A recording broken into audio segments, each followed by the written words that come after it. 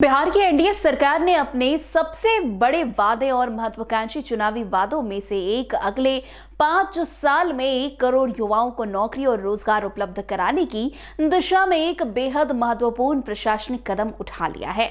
मुख्यमंत्री नीतीश कुमार की अध्यक्षता में हुए बीते दिन कैबिनेट बैठक में कई अहम फैसले लिए गए, जिनमें सबसे प्रमुख है राज्य में 3 नए विभागों का गठन। ये फैसला इसलिए भी खास है क्योंकि बिहार में पहले से 45 विभाग कार्यरत है। अब इन 3 नए विभागों के जुड़ने के बाद कुल विभागों की संख्या बढ़कर 48 हो गई है। आपको बता दें, सरकार ने यह स्पष्ट कर दिया है कि आने वाले दिनों में उसका फोकस युवाओं के भविष्य, शिक्षा व्यवस्था में सुधार और हवाई कनेक्टिविटी के विस्तार पर रहने वाला है।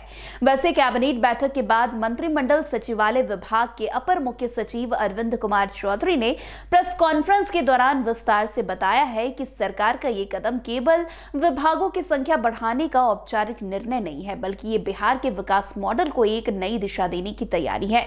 उन्होंने कहा कि इस बदलाव का मुख्य उद्देश्य युवाओं को केंद्र में रखकर शासन की संरचना को ऐसा आकार देना है जिसने राज्य के विकास और रोजगार सृजन के बड़े लक्ष्य को तेजी से हासिल किया जा सके। उनका कहना है कि बिहार की बड़ी आबादी युवा है और युवा वर्ग ही आने वाले सालों में राज्य की ताकत बनने जा रहा है। इसलिए जरूरी है कि उन्हें अच्छे प्रशिक्षण, रोजगार और बेहतर अवसर प्रदान किए जाए। वैसे इसी सोच के साथ बिहार सरकार ने युवा, रोजगार और कौशल विकास विभाग के गठन को हरी झंडी दे दी है। ये नया विभाग युवाओं के विकास का केंद्र बनेगा। नीतीश कुमार ने बार बार कहा है कि 1 करोड़ रोजगार प्रदान करना केवल एक चुनावी घोषणा नहीं बल्कि एक मिशन है और इस लक्ष्य को पूरा करने के लिए एक समर्पित और मजबूत प्रशासनिक ढांचे की आवश्यकता है। यही कारण है कि नए विभाग का काम केवल सरकारी नौकरी तक सीमित नहीं रहने वाला है, बल्कि ये युवाओं को बाजार की जरूरत के अनुसार कुशल बनाकर निजी और औद्योगिक क्षेत्रों में भी रोजगार के अवसर खोलने का काम करेगा।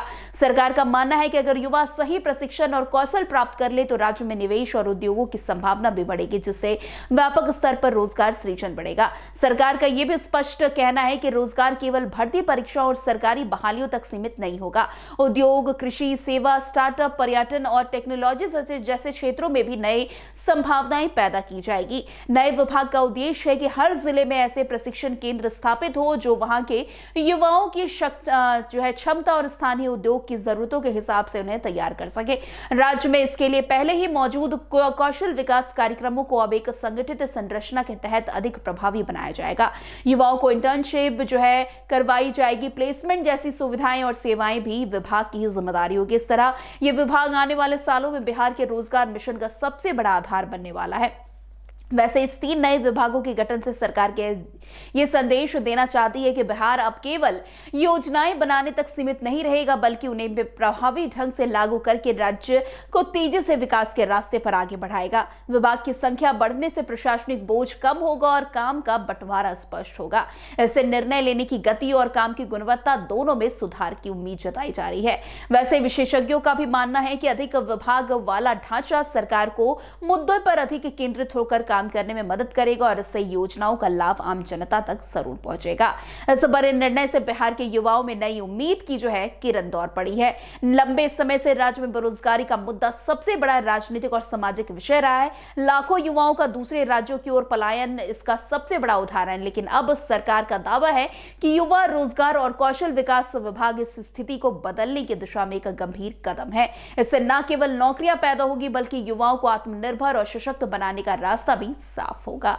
तो आज की इस खबर में बस इतना ही। अन्य खबरों में हमारे साथ ऐसे आगे बने रहे और देखते रहे। तब तक के लिए NBC 24। धन्यवाद।